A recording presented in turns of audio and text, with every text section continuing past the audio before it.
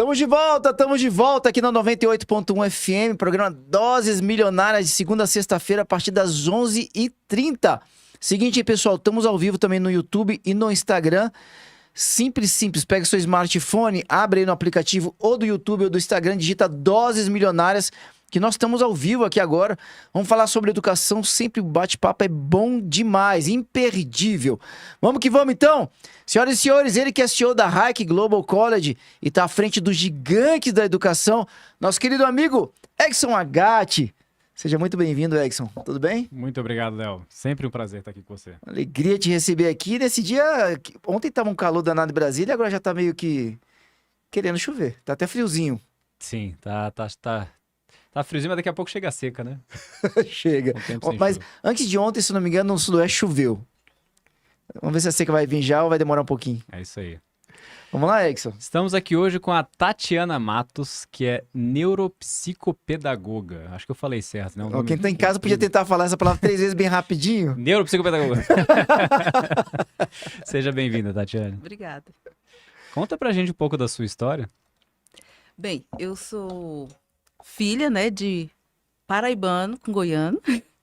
Então, sou uma mistura do Brasil aí. E sou brasiliense, né? Sempre vivi aqui em Brasília. Nasceu em Brasília mesmo. Nasci aqui mesmo, né? Eu tenho também minhas irmãs, né? Também somos de Brasília. E tenho, né? Eu sou casada e tenho também 3 filhos. Todos nós somos de Brasília e vivemos em Brasília, né?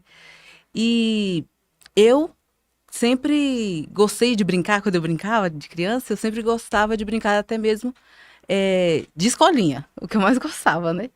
Então, eu sempre gostei dessa área de educação e eu sempre me desenvolvi mais para esse lado. Então, quando eu casei mesmo, eu já era professora.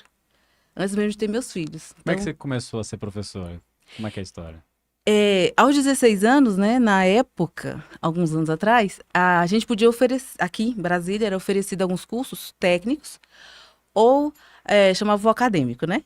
Então, eu não queria sair do ensino médio sem profissão. Então, eu escolhi o magistério, na época existia, né? Uhum. Então, a gente estudava 3 anos o dia inteiro. Bons tempos do magistério, hein, Exson? Era o dia inteiro que a gente estudava os 3 anos. Fiz esse curso e durante o curso a gente fazia vários estágios nas escolas públicas. Você fez onde, Tatiana?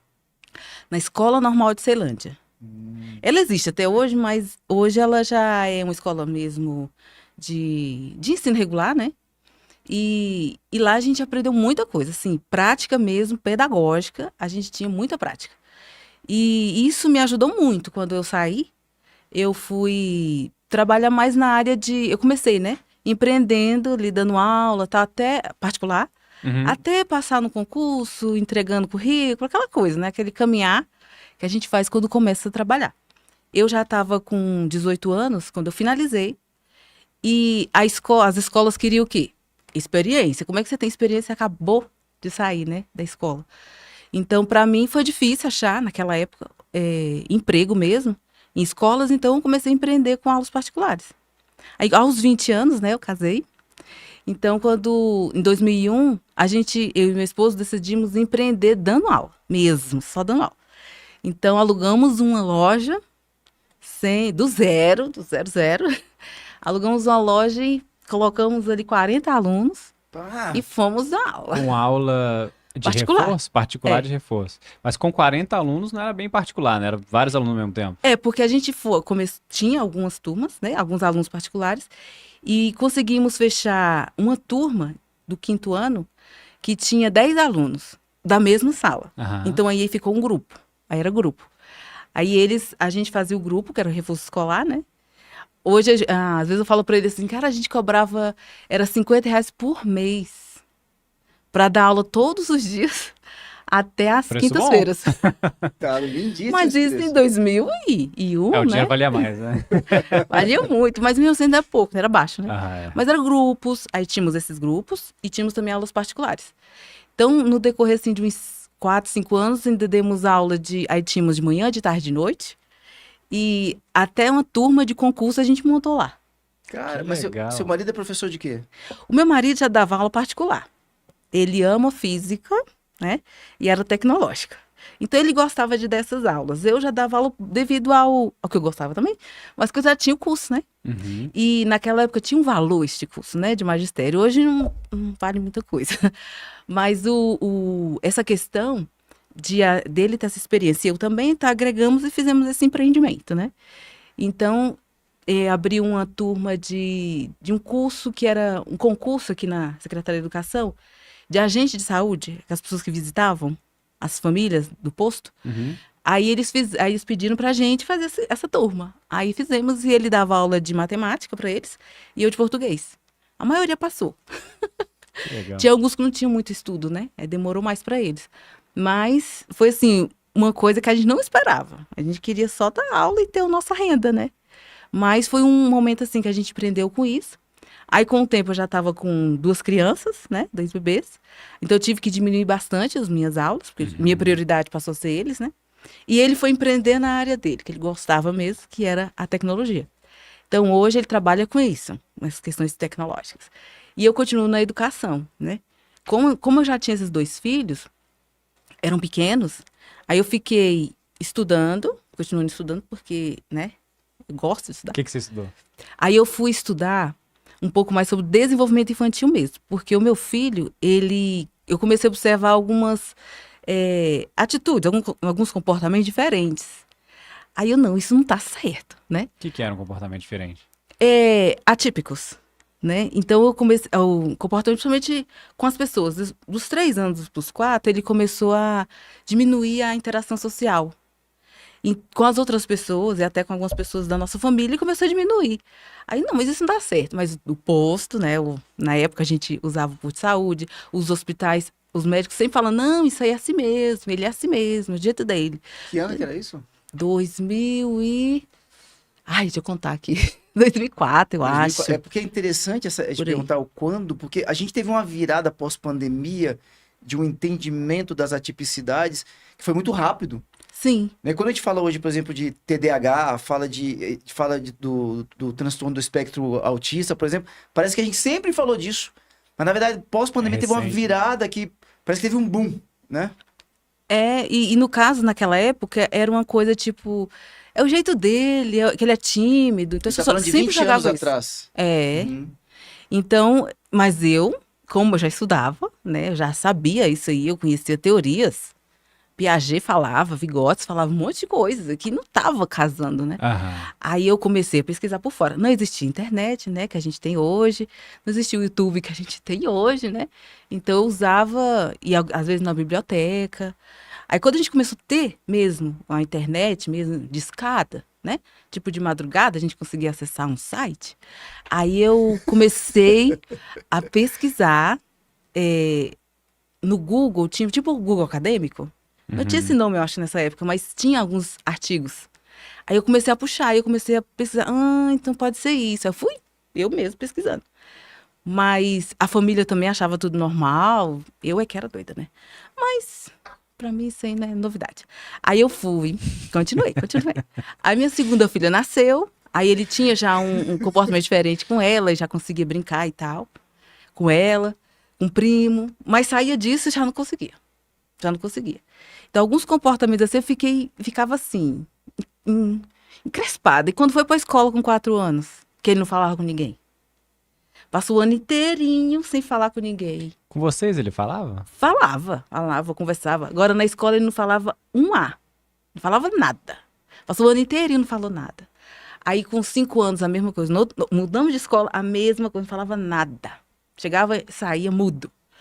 Aí, quando fez 6 anos que precisava alfabetizar, aí foi pior, porque aí ele não conseguia ler, né, pra professora. Mas eu já estava alfabetizando em casa, então ele já conseguia ler algumas coisas. Mas na escola ele não queria fazer nada, porque era chato. Ele não queria ir pra escola de jeito nenhum, nunca quis. E ele tinha que ler e pra mim, eu com ele fazia. Ele lia, ele fazia as atividades. Agora, com a professora, eu não queria fazer nada. Nada. Aí eu comecei aquilo me incomodar mais ainda, porque, tipo assim, a escola me cobrava, seu filho tem que falar, por que seu filho não tá falando, né? Aí a minha filha começou a parar de falar, ele não fala, eu também não vou falar. Ela tinha 3 anos. E eu fiquei, meu Deus, e agora? A sua filha também tinha os mesmos sintomas? Ou... Não, ela já se comunicava mais, ela tinha mais argumentos de falar, então, com as outras pessoas. Mas quando ela viu ele com esses comportamentos que estavam na minha escola, ela me explicou que não falava mais com ninguém, porque ele também não falava. Entendi. Aí eu, pronto, aí danou-se, né? Porque dois... Aí, e todo mundo tá certo. Eu é que era doida, né? Não, aí a gente... Aí eu comecei, não, eu preciso estudar algo mais profundo. A internet já estava melhorzinha, né, pra gente acessar.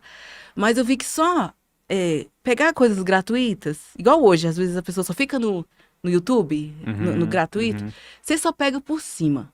E eu não gosto dessas coisas muito por cima, porque não aprofunda, eu gosto de aprofundar as coisas. Aí eu falei, quer saber de uma coisa? Eu vou fazer pedagogia. Porque o meu magistério não era o suficiente mais, meu conhecimento. Aí o que eu fiz? 2 crianças pequenas. Meu marido trabalhava o dia inteiro, não tinha como ficar com elas. Aí surgiu a EAD, mais híbrida. Aí lá na Anhanguera, né? Não sei se eu posso falar o nome da faculdade. Lá a gente fez tinha já essa turma. Aí já estava aprovada pelo MEC. Aí eu pesquisei. Aí só ia 2 vezes na semana na escola. E o resto da semana eu estudava em casa, né? E na época não era... hoje eles usam transmissão ao Zoom, né? Antes era em satélite. Não tinha ainda. Então fui e comecei, encabecei 3 anos e meio na época. E estudei, assim. Aí eu fui estudando e agora eu comecei a, né, ver. Aí eu vi que algumas coisas realmente tinham aprofundamento, tinha alguma coisa ali por trás mesmo. Olha, você tá trazendo uma coisa aqui, eu tô esperando você falar, mas deixa eu só dar uma instigada em você aqui, porque você tá trazendo uma coisa tão bacana, porque a gente, desculpa estar te interrompendo só um pouquinho. Não pode. É porque a gente às vezes tem um embate aqui, né, Edson, sobre a questão da retirada do magistério. E muitas vezes a questão da pedagogia, quando é trazida, você, poxa vida, que saudade do magistério. Muitos educadores falam isso. Mas é interessante porque você trouxe a questão do magistério, você passou pelo magistério, tanto que isso te habilitou a dar aulas particulares. Mas você está trazendo da importância e do valor de você depois ter feito a pedagogia. Ou seja, como é que o curso de pedagogia tem um valor aqui, é muito interessante, porque tipo, começa a botar num patamar muito importante também. E tem um detalhe também que foi por escolha e ela estudou com um propósito, né? Para encontrar as respostas de um problema que ela estava tendo. Então a experiência do estudo foi muito diferente, provavelmente. Porque assim, desde quando eu fui escolher o magistério, né, que meu pai falava assim, eu quero que vocês tenham alguma profissão. Claro que ele queria que eu fosse médica ou advogada, né? Mas não era o meu motivo, né? Aí, e também na época, pro meu pai, ser professor eram coisas tipo chique, né? Mas eu fui porque eu quis. Meus pais nunca obrigou a gente a fazer nada, estudar uma coisa que a gente não quisesse. Então, eu entrei na área, uma coisa que eu, tipo assim, eu nadei numa praia que eu conhecia, né? E que eu queria, igual você falou, tinha um propósito. Então, o meu propósito sempre foi entender o desenvolvimento humano e a aprendizagem. Nada disso você tinha visto lá na escola normal? A gente estuda na escola normal, estudava, né? Não tem mais. Algumas teorias, principalmente as teorias didáticas, né? E teorias até mesmo de educação, história da educação. Muitas das matérias que nós temos na pedagogia veio lá.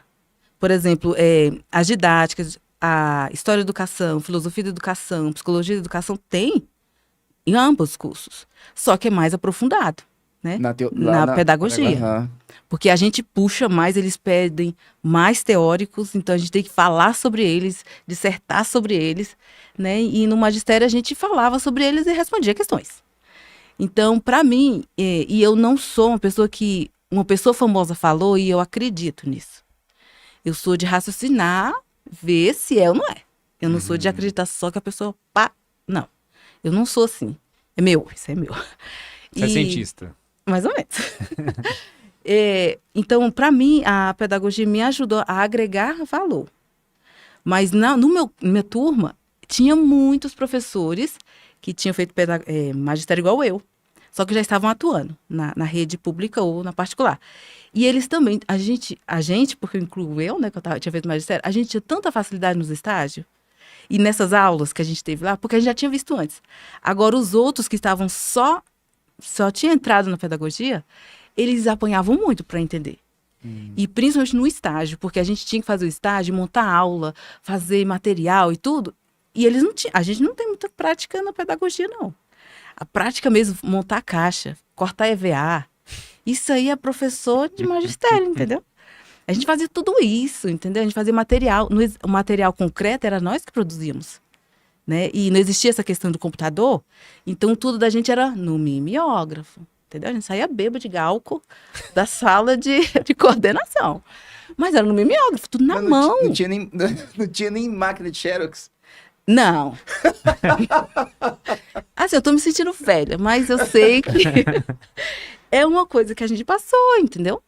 E a gente aprendeu com isso. Hoje, você chega no Google, pede lá, plano de aula tal, ele sai o plano de aula, entendeu? Aí eu quero imprimir sobre uma certa atividade. Tá lá. Você entra no grupo do WhatsApp de amigos, de professores. Aí eu queria uma atividade assim. Aqui, meu filho, eu já fiz essa aqui com meus alunos. Vai lá e só copia e cola. Facilidade muito grande.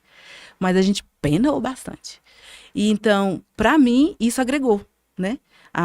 O curso me agregou muito. E isso eu fui colocando em prática, automaticamente, com os meus filhos. Aí chegou uma época lá no meio do curso, do meio pro fim, antes, né? Voltando só um pouquinho antes, porque eu tenho que falar essa parte. Quando eu dava aula, e já estava estava grávida da minha segunda filha, eu estava com uma turma de alfabetização de adultos. E a maioria era idoso. Hoje, né? isso. Hoje, infelizmente, alguns já faleceram, né? Faz 20 anos atrás. Então, meu aluno mais velho tinha 82 e a mais nova tinha 38, porque era casada com um dos senhores que estava lá. Então, aquela experiência também me ajudou a ver assim, os meus alunos de 8, 9 anos, que não estavam alfabetizando, e os de 80, 70, tinham dificuldades parecidas para aprender a ler e escrever. Só que os menores aprendiam com mais rapidez. E os mais velhos tinham uma dificuldade. Mas eu via que a dificuldade deles era medo. Eles tinham medo. Às vezes eu falava assim, colocava uma palavra assim no quadro, aí, vamos ler essa palavra aqui. Aí lá eu ficava olhando a boquinha deles falando a palavra. Aí eu, vamos falar mais alto aí que eu quero ver. Ficava com medo, assim, tipo, Medo fazia de errar, assim. medo Aí de falei, ser julgado. gente, eu não tô com palmatória. Porque eles tinham apanhado mesmo na escola quando criança, né? Então, isso impactou muito a Medo eles. de demonstrar a ignorância, né, deles e ser julgado, provavelmente. Exatamente. A punição da falha. Porque outras professoras que tinham passado com eles brigavam com eles. Porque se você Brigavam falhasse, com os idosos. na idade deles, né, o erro, Era a punido. consequência era punição, né? Isso. E na idade agora de idoso, alguns também estavam punindo eles por eles não. Você não tá vendo que isso que. Alguns professores faziam isso. Você tá com medo de eu fazer também, né? Aí eu, não, gente, não fica com medo, não. Aí eu ficava conversando com eles, eles desenvolveram. Alguns começaram a ler e tudo, escrever o seu próprio nome, né, e tal. Mas a gente via que faltava mais alguma coisa para eles desenvolver mesmo, igual os outros, lendo e escrevendo. Então, isso também me inculcava, né? Por que não tá lendo e escrevendo? Aí meu filho vai para a escola com 6 anos. Não quer ler e escrever para a professora, mas estava alfabetizado, né? Mas não queria ler e escrever para a professora. E eu ficava, meu Deus, e aí, como é que esse menino vai para frente? Né? Então, com o tempo, eu comecei a colocar em prática em casa esses meus conhecimentos. Aí no meio, agora eu voltei, né? Do meio pro fim do curso, eu entrei em uma empresa aqui da Caesb, a Caesb, que tinha um curso lá dentro para os seus funcionários. De quê? De EJA. Dentro da empresa.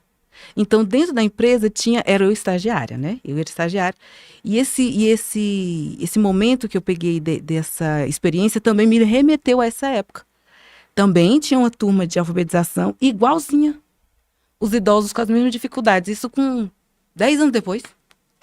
A dificuldade de ensinar para eles. Então, para mim, tipo assim, ninguém aprendeu como ensinar para eles em 10 anos. Não tem nenhuma técnica para ensinar esses idosos. E os outros, com 40, 30 anos, conseguiam finalizar o ensino médio no seu horário de almoço. Então, para mim, isso assim ficou, tipo, era uma esperança, né? De que as pessoas que não tinham estudo até sua idade realmente necessária, seria possível elas avançarem, né? E isso eu achei muito interessante esse projeto, né? E algumas empresas têm esse projeto no mundo e no Brasil, né?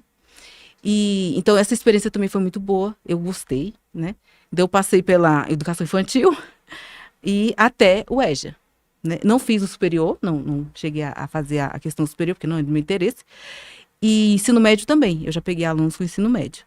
Mas o que eu acho mais interessante na questão da pedagogia que me ajudou foi ajudar os meus filhos e eu comecei a voltar a dar aula de novo.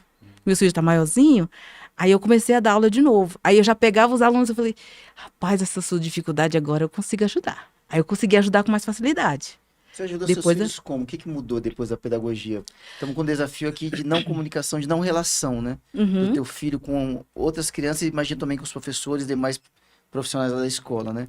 Depois que Isso. você entra na pedagogia, o que que mudou? Porque eu comecei a aprofundar o conhecimento. Então, a gente começou a ver que existia algo além, algo podia estar interferindo. E a minha tutora na turma, ela era psicopedagoga. Então, ela começava a falar lá dos atendimentos dela, e eu, então isso é interessante. Aí eu comecei a pesquisar com ela, conversando com ela.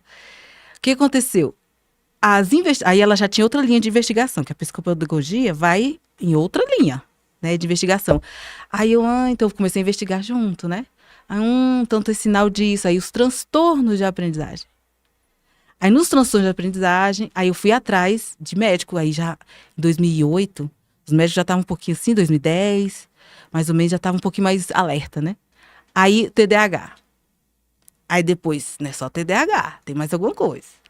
Aí quando ele estava em 2008, 2013, isso, ele já estava pro 5º ano, mais ou menos. Uns 10 anos de idade. Uns mais ou 10 menos. anos.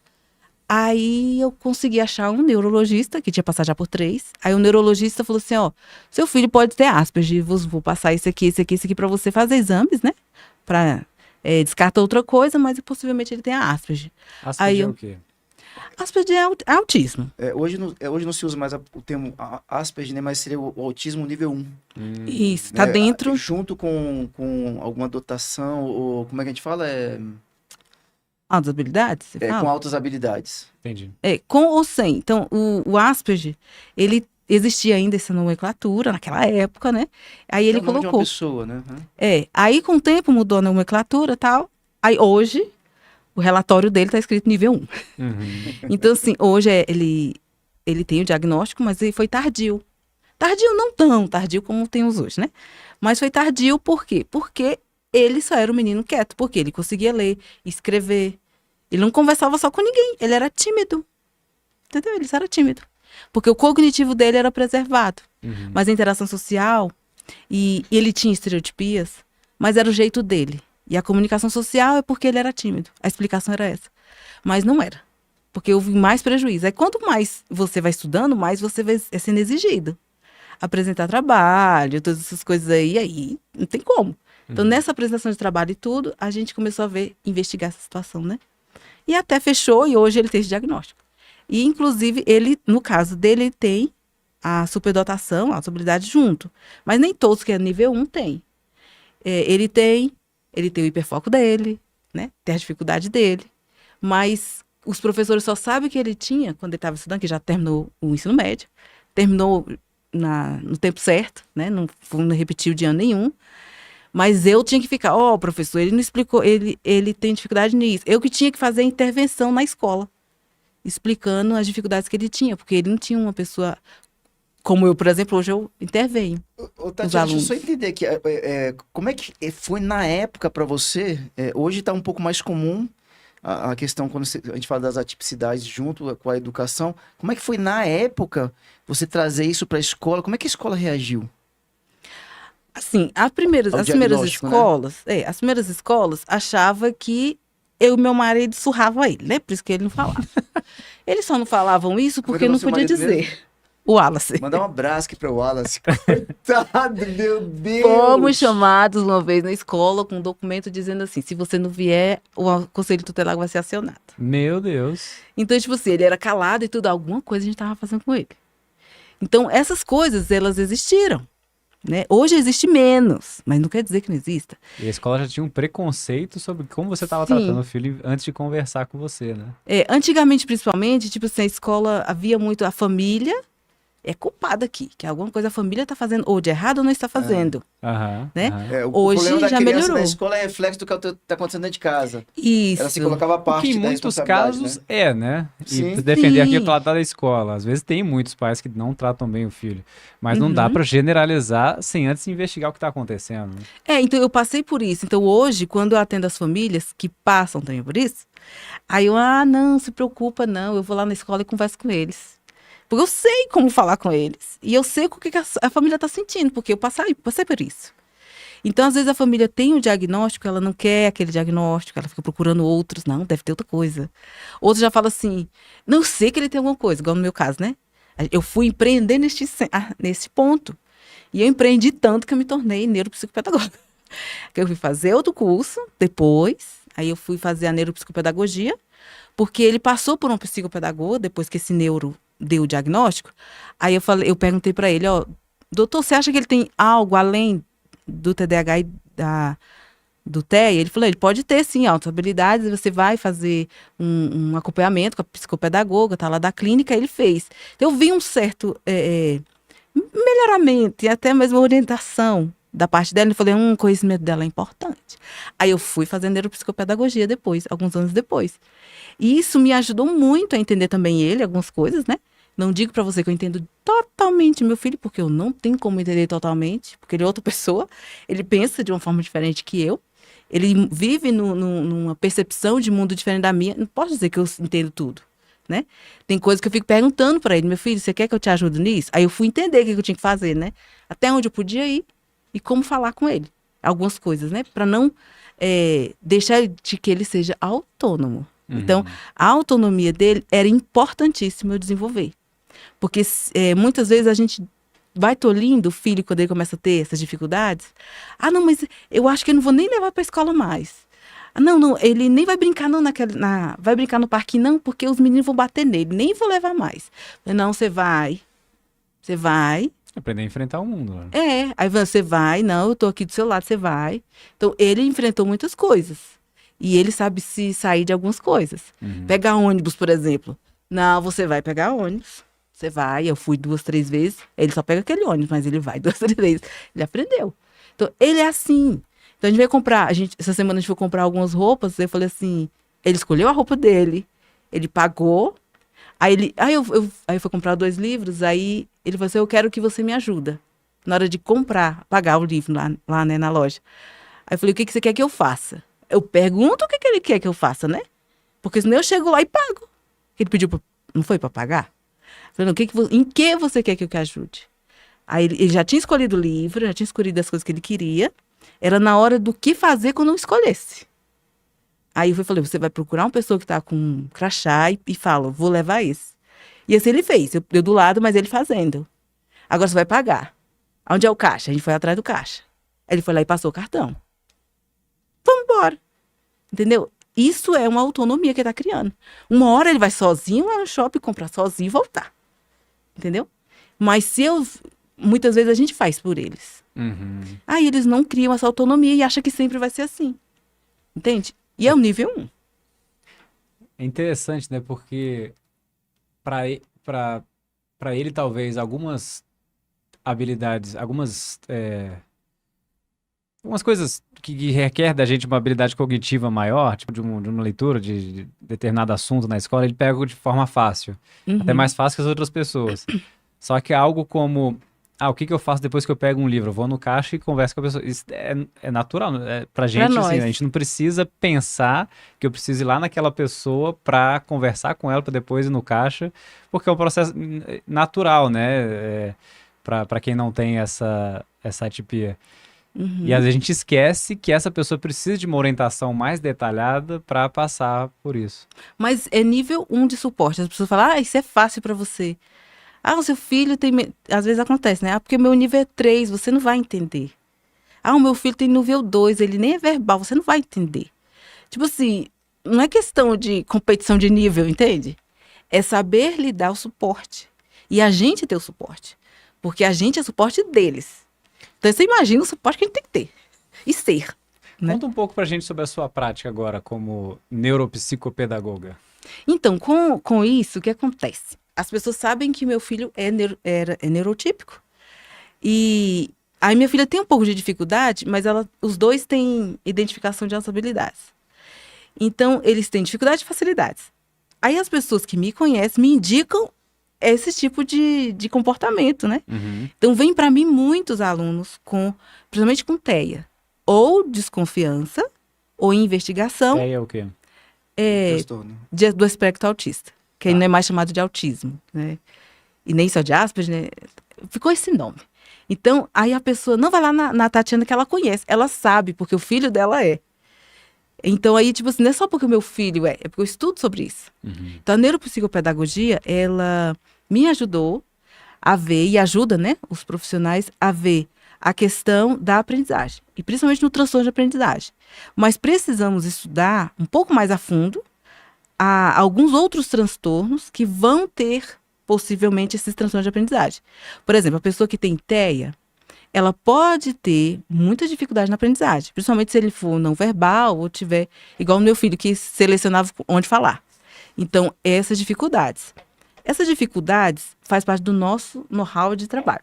Mas a gente tem que ir além, estudar a fundo. Igual no meu caso, eu pesquiso mais sobre o TEA, além do que eu estudei, que a gente estuda pouco.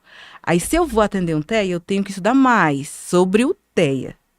Aí eu faço esse estudo. Agora eu estou fazendo outra pós, que é de altas habilidades. Por quê? Porque os meus 2 filhos têm, né? E eu já estou achando dificuldade, porque estão crescendo, né? Então, eu já estou achando um pouco de dificuldade de como lidar, principalmente na questão emocional deles. Uhum. E o que acontece? Esse conhecimento que eu estou tendo é agregando mais profundamente para eu poder atender também. Então, hoje eu consigo já ver um aluno e falar assim, e que a gente procura potencialidades.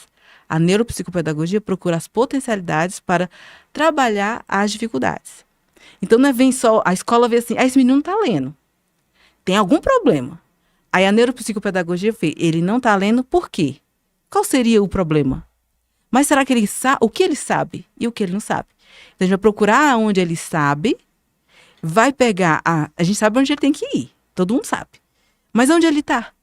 Né? Ele não está lendo por quê? Mas ele não lê nada mesmo? Será que ele está lendo ou é porque ele não consegue o som da letra? Ele não entende o som da letra? Será que é porque ele não capta o som direito? Será que ele não processa direito o som? Será que a visão dele é boa? Será que... como ele percebe o mundo? Uhum. Então, isso tudo influencia ele a ler. Mas a escola quer o quê? Aqui está o A, aqui está o B e o C. Você tem que saber o que é isso. Né? A gente tem um livro aqui, que é o livro que você publicou, né? Do Código das Emoções. Sou coautora. Você é coautora. E aí tem um capítulo aqui dentro, que é o da sua autoria, né? Do Como Incentivar a Responsabilidade e a Autonomia Infantil. Vou mostrar aqui pro pessoal que tá acompanhando a gente no YouTube. Vale a pena conferir lá, o Código das Emoções. Mas conta um pouco pra gente aí sobre esse capítulo especificamente que você escreveu. Como incentivar a responsabilidade e a autonomia infantil. Que acho que caminha um pouco no que você está dizendo, né? Esse aí foi na época da pandemia. A gente tinha feito, eu conheci a Thalita, né? Que é a coordenadora do projeto, online, óbvio, né? Todo mundo se conheceu online. E ela oferecia uma oficina das emoções. E eu fiz. Essa oficina a gente podia ensinar as crianças a lidar com as emoções, né? Que as emoções impactam na aprendizagem. Então, eu falei, isso é interessante, eu preciso saber sobre isso. Então, aí eu conheci ela, depois tinha todas as autoras têm um conhecimento com ela. E a maioria fez o curso, essa oficina. Então, ela falou assim, gente, eu fui convidada a fazer um livro, tal, quem quer? Aí vamos ver o preço, aí eu entro. Aí eu entrei no projeto. Então, a gente se reuniu tudo online. Foi na pandemia esse livro, livro de pandemia. Por quê? As famílias estavam todos dentro de casa, aquela coisa toda da pandemia que a gente teve, e muitos não estavam sabendo o que fazer. Na época, eu criei um grupo do WhatsApp. Você já fazia atendimento? Eu dava aula particular na época, mas eu já estava fazendo neuropsicopedagogia e comecei a dar aula online, porque eu fui obrigada a aprender a fazer vídeo, a dar aula no Meet, etc. Todo mundo, né? Aí claro, né, a gente dá aquela tremida, a gente chora, a gente cai, depois a gente levanta e faz, né? Então aí eu dava aula online, e particular, aula online, e terminava o meu curso de neuropsicopedagogia. O que aconteceu? Eu falei assim, eu peguei, eu já tinha concluído quando eu fiz o livro, e comecei a falar assim, gente, aí nesse grupo de WhatsApp, eu chamei pais, ó, quem quiser aqui conversar, um grupo gratuito, a gente vai conversar sobre como fazer com os filhos, criar rotina, porque tava todo mundo doido dentro de casa, sem saber o que fazer com os meninos, né? Ajudar a estudar. Aí eu comecei a dar orientação para eles nesse grupo de WhatsApp. Aí nesse grupo do WhatsApp, aí um dia eu mandei aí eu coloquei no Instagram também essa pergunta, como ter os filhos, né? Terem autonomia e responsabilidade. Aí 80% disse que não tem como. É impossível a criança ter isso. Aí eu falei, gente, não é impossível. Aí eu, não, isso tá errado. É possível. Porque eu tinha estudado que é possível. E Aí, que idade que a gente tá falando dessas crianças aqui? a criança, ela é bebezinha, ela vai criando forma dela viver no mundo, né? Aham. Aí cada uma tem o seu jeito. Mas a criança, quando começa a andar, ela já começa a querer ser autônoma. Já viu? A partir do momento que ela começa a andar. Sim, a autonomia faz você saber fazer as coisas sozinho. Sim. Quando você dá uma banana para um bebê e ele pega, põe na boca, ele tá tendo um mostrando movimento autonomia. de autonomia. O meu menino mesmo odiava quando a gente descascava a banana. Ele queria a banana, isso com 1 ano e pouco. Então, assim, ele queria a banana com a casca. Ele tirar a casca e ele comer. Aí eu começava a dar. Eu falei, graças a Deus, meu filho. Aí ele mesmo tirava. Pegar o copinho, pôr na boca, em vez de ficar só na mamadeira. Isso, a autonomia é a gente saber lidar no mundo sozinho. Uhum. Porque eu acho que a gente tem filha pra isso, né? Pra depois eles andar sozinho.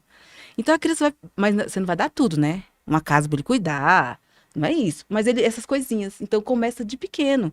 Às vezes a gente vai tolindo, igual eu falei, às vezes já tolindo. Não, meu filho, você vai cair. Não, meu filho, isso aqui você vai sujar todo.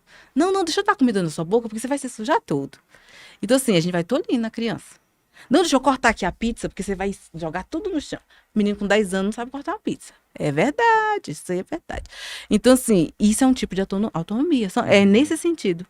E quando a pessoa não cria autonomia, não desenvolve autonomia, ela pode não saber lidar com o mundo. Com o mundo. Então, aí eu comecei a explicar. Aí no meu capítulo, eu coloquei algumas referências teóricas, é óbvio, né?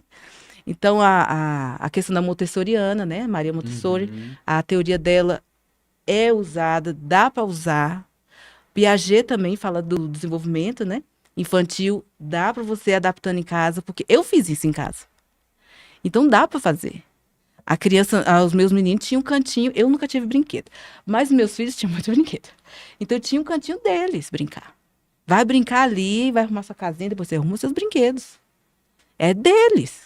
O quartinho deles, você vai dobrar a sua roupinha. A minha menina dobra a roupinha dela, aprendeu desde os 3 anos, ela dobra e guarda na gaveta dela. Então, assim, vai criando essas coisas. São pouquinhas coisas, mas a gente ficar só fazendo tudo para os filhos, a gente fica sobrecarregada e eles não se desenvolvem. Depois a gente fica com um menino com 10 anos, 15 anos, a gente tem que fazer tudo, né? Então, o meu livro eu falo sobre isso. E as outras colegas, elas aprofundam. Por exemplo, tem uma que fala sobre as funções executivas, que eu cito, mas ela que aprofunda, né? Outra já aprofunda também sobre a parte do Piaget, os estágios de desenvolvimento, a outra aprofunda. Porque isso tudo envolve a questão emocional e a aprendizagem. E nesse caso do meu capítulo, foi um capítulo, né? Só mesmo. Foi alguns dias fazendo e refazendo, mas eu pensei muito nos pais nesse grupo. Eu pensei também nos pais que eu já estava atendendo, né? E pensei nas possibilidades de outros pais poderem ler e profissionais, para poder orientar também a família, porque chega lá na escola, na creche, mas ele fez isso, e às vezes não fala, não, mãe, você faz assim, assim, faz assim, assim com ele, porque na creche tem hora, tudo tem suas horas lá. Chega em casa, não tem, sabe? Então, assim, e eu falo para os pais, rotina.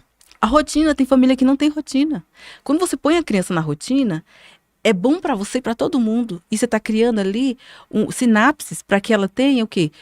Vai treinando o próprio controle inibitório, para ela saber até onde ela pode ir. Então, para toda criança, a rotina é importante, né? Sim. A criança, quando ela é atípica, essa questão da rotina é mais importante ainda? Principalmente se ela se perde com facilidade. TDAH é importantíssimo ter, porque dá previsibilidade. Então, por exemplo, saber que ele, até tal hora ele pode fazer isso, até tal hora ele não pode. Então ele já vai se preparando para depois, depois eu posso jogar, depois eu posso assistir. Mas ele sabe que vai acontecer, a previsibilidade para ele. Então às vezes acontece dele ir treinando aquela de se segurar. E o TEA, por exemplo, é super importante a rotina. Porque ele tem que ter a previsibilidade. Porque se você fala, amanhã a gente vai no shopping, ou amanhã você faz isso. O amanhã para ele, e para TDAH também, é um tempo que não é o mesmo para a gente. O amanhã, você sabe que amanhã ainda vai passar tantas horas para chegar o amanhã. O amanhã para eles pode ser ano que vem. Sabe essa noção de tempo? Eles não têm, igual a nossa. Deixa eu te perguntar, o seu negócio hoje é uma clínica? É um É consultório. um consultório? É. Eu tenho esse consultório em Águas Claras. E, como eu falei que eu sou doida, então, assim, em 2021, Vamos botar logo do... em plena pandemia, Ensinar pra valer. isso, a gente pegou essa sala. Então, em 2021, a gente abriu, mas eu já trabalhava online, né? Aí, em 2021, a gente passou a trabalhar lá. Que legal. Eu fazendo meus atendimentos, né? O meu marido, como ele é da área da tecnologia, então, para ele, hoje, ele tem um treinamento só aos sábados, de Arduino e robótica, né? Que é programação. Então, aí, para as pessoas que querem, não precisa ser profissional, mas a pessoa diz, eu quero saber isso aqui assim. Na prática, é prático. Aí ele faz esse treinamento. E o meu Essas treinamento... são as habilidades que a escola não consegue colocar dentro do currículo dela, né? E vocês trazem uma... Porque uma às mais vezes ali. a robótica que ela põe já é aquela já pronta, né? Uhum. Que é dos projetos que já existem.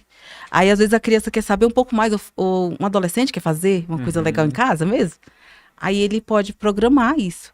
E eu faço também algumas oficinas, né? A oficina das emoções, há alguns meses eu já faço também. E outras oficinas, né? E reuniões com as mães, né? Então, coisas assim, em grupo, eu faço esporadicamente. A questão mesmo é meus atendimentos individuais. Por Legal. enquanto. Muito bom. Já pode engatar agora numa pergunta para tecnologia, né? A gente tem um patrocinador do podcast que é chamado HTech. Toda vez a gente faz a pergunta pro convidado sobre voltar à tecnologia. No seu caso, eu achei interessante perguntar sobre as vantagens de ter uma boa gestão tecnológica para sua clínica, para o dia a dia, desde do site, né, como você faz para conseguir cliente. Qual que é a importância que você vê na tecnologia para a gestão do seu negócio hoje? No meu caso, como eu sou só particular, né? Vamos dizer assim, eu não tenho muitas coisas que eu tenho que gerir, muitos pacientes ou alunos. Então, para mim, eu uso ainda alguns planilhas, eu uso algumas... tenho sites também, né? Programas. Eu faço muitas coisas lá. O site mesmo é meu marido que fica mexendo, né? Aham. A hospedagem, essas coisas é ele que faz. Inclusive, o curso dele também tem aulas no Moodle, ele usa isso. Ah, que legal. E ele mesmo grava as aulas, e ele mesmo coloca. Então, essa parte é com ele. Aham. Eu, na minha gestão mesmo, eu uso muito papel, porque eu amo escrever, e passo o que é importante para o meu drive. Então, eu uso muito isso. É claro que quanto mais você tem de paciente, de aluno, você precisa ter um sistema. Uhum. E um sistema que vai te ajudar a gerir mesmo, porque agendamento, né? Se tiver vários agendamentos, quando você tiver muitas coisas, então dá para fazer isso no papel. É muito importante, igual eu falei, eu usei o mimeógrafo, entendeu? Então, assim, é muito melhor a tecnologia, né? Então, a tecnologia, eu vejo ela, assim, uma parte muito, muito importante para o avanço da educação. Bacana. Bom, fica a dica, então, quem está buscando avançar a educação com a tecnologia, a HTech tem aí as soluções para o seu negócio. Bom demais. Queria saber onde é que vocês estão lá em Águas Claras. Na Avenida Jacarandá. Ajuda a gente um pouquinho aqui. Pra quem não Fica é de lá. ali próximo, lá é um meio bem de várias escolas, mas é próximo também do Hospital de Águas Claras, do Hospital de Brasília de Águas sim, Claras. Sim, sim. E na CAESB. É um conjunto entre os dois. Tá. É bem naquela saída dali, de Águas Claras. Parte sul. Como é que tá? Você tá numa cidade bem, ao meu ver, bem estratégica, né? É. Porque, pra quem não é daqui de Brasília, pessoal, Águas Claras é uma das cidades mais novas aqui do Distrito Federal, que tem uma característica, é uma cidade de classe média, né? Mais 70% da população de Águas Claras é servidor público, e são os servidores públicos de idade jovem. Então você tem ali muitos pais, porque são as criancinhas, né? Agora tá surgindo os primeiros adolescentes de Águas Claras ali.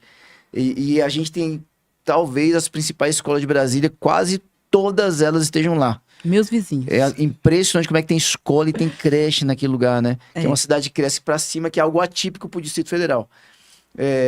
Como é que tá a procura hoje? Como é que você tá vendo esse volume de crianças com atipicidade? E até lembrando, 20 anos atrás, você com teu filho, toda a dificuldade, como é que tá hoje em dia, tanto a recepção nas escolas, como a própria reação dos pais a esse volume tão grande de atipicidade? Eu vejo depois da pandemia, principalmente, a escola às vezes já vai sinalizando, a maioria da escola pública, né, já tem um treinamento e tal. Então eles já vão sinalizando e eles mesmos já vão acolhendo, em certo sentido eles conseguem acolher. Agora, a particular, algumas já estão começando, porque antes, vamos dizer assim, uns 4 anos atrás, eu fui atrás de uma escola, por exemplo, eu perguntei, se tiver um aluno com TEA ou com TDAH, como vocês fazem? Porque, claro, né, ia colocar minha filha na escola, eu tinha que saber. Não, a gente não tem aluno assim. Particular. Aí eu falei, nenhum aluno seu tem a tipicidade? Não. Aí eu, uai, uma escola com mais de 800 alunos, não tinha nenhum? Não tem. Aí eu, tá, então não serve. Aí hoje não. Hoje eu já fui na mesma escola, ano passado, visitei a mesma escola e perguntei, fiz a mesma pergunta. Só foi outra pessoa, né? A mesma pergunta. Não, a gente tem uma equipe assim, tem uma equipe assim. Quantos anos depois? Qual a diferença de Uns tempo? 2 anos depois. Bem olha, depois da pandemia. Não é porque se matricularam muitos alunos, é porque eles identificaram que dentro do corpo deles existiam essas atipicidades. Porque quando eu perguntei, a gente estava saindo da pandemia, entendeu? Hoje, foi 2 anos atrás, 1 ano atrás, que eu perguntei. Então já tinha passado um pouco da pandemia, já não se explicava nada de pandemia, porque hoje não dá para você explicar uma criança não está lendo por causa da pandemia. Não tem como você explicar isso. Aí, então tem alguma coisa. Aí tem equipe dentro da escola. Às vezes pegam pessoas de fora, tipo, igual, por exemplo, eu, para ir fazer lá, indicar, para fazer esse trabalho dentro ou fora, né, da escola. Então, assim, eu fui em algumas escolas, eu fiz parceria com algumas escolas, alunos que vieram de lá, eu tenho desconto, né? É mais fácil de eu chegar na escola. Então, tem escolas, esse ano mesmo já visitei tem uma agendada para essa semana, mas eu já visitei umas 3 escolas grandes, que hoje já tem o suporte. Eu conversando com a coordenadora, com a professora, ela já entendia o que eu estava falando. Já não estava mais sem saber o que era um TDAH, o que era um autista. Já sabem, com mais facilidade.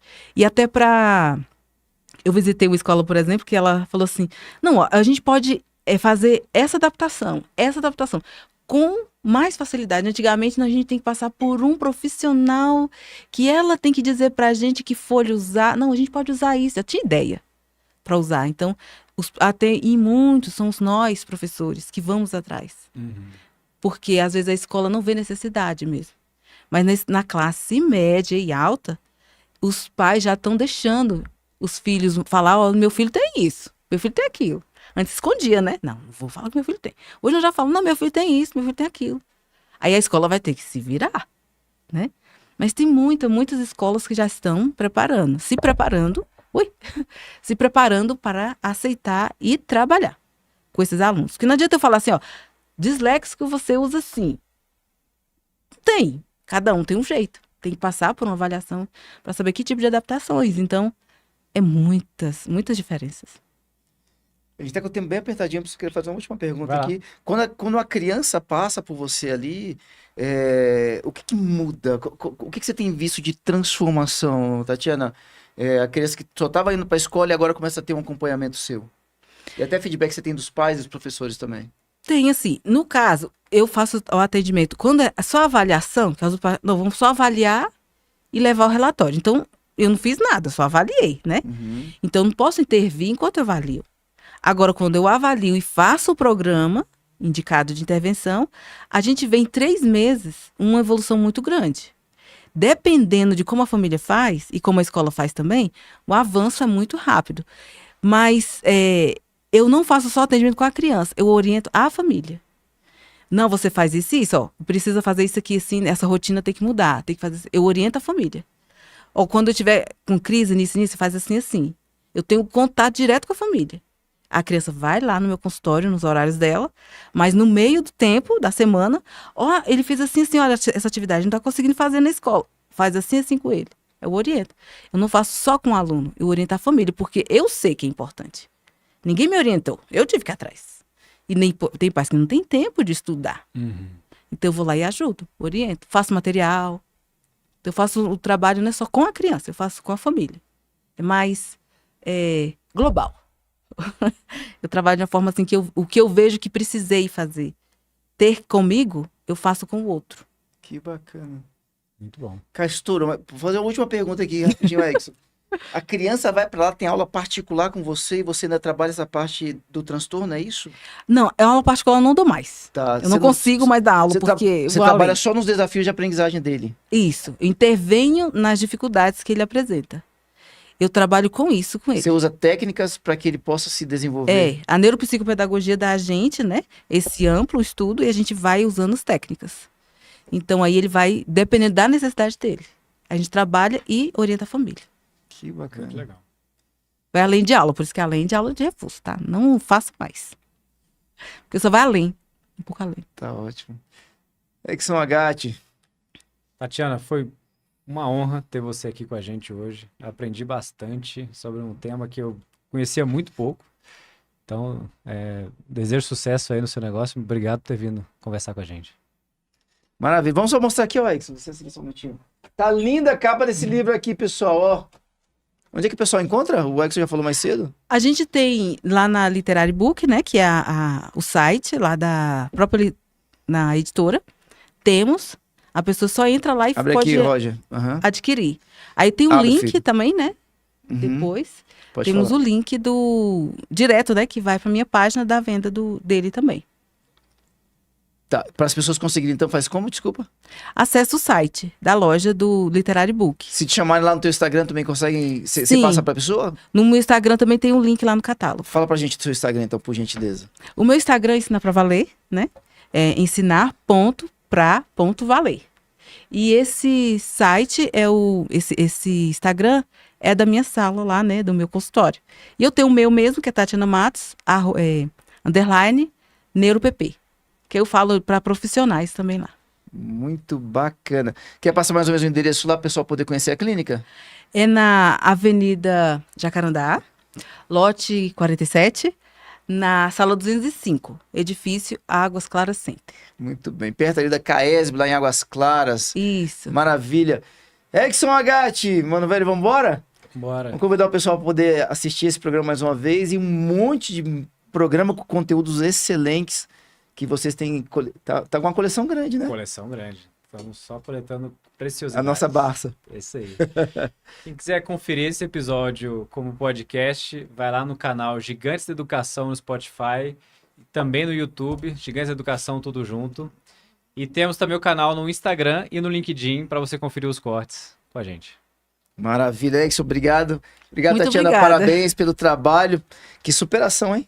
Incrível. Incrível e movido pelo amor pelos filhos. Muito bacana. Se eu fosse pai e morasse em Águas Claras, eu ia lá, viu, senhores? Vai lá, vale a pena. Ó, a gente vai se despedir aqui do Edson Agatti também, da nossa querida Tatiana Matos.